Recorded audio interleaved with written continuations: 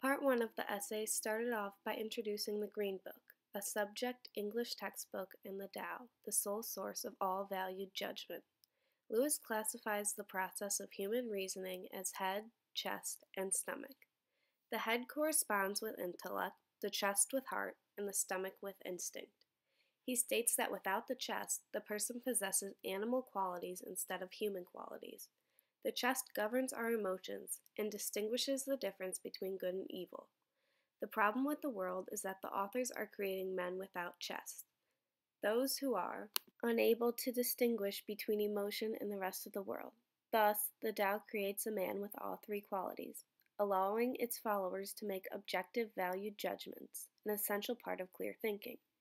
Lewis believes that the true purpose of education is beyond the academic curriculum and lies within the ability to discern between what is worthy and unworthy of human attention. Part 2 of the essay focuses on debunking all Tao alternatives, including progressivism, utilitarianism, and instinct-based ethics.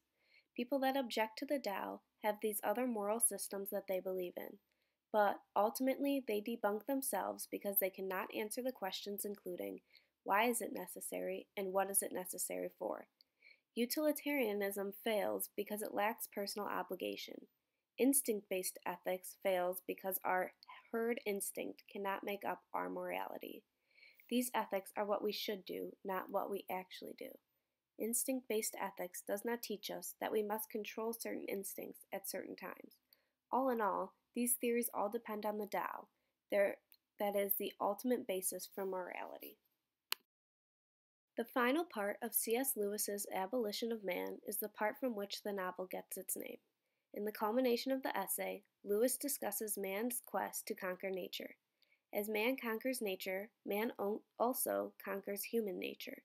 Lewis says, human nature will be the last part of nature to surrender to man, raising the question of who actually gains control as man's conquest over nature progresses.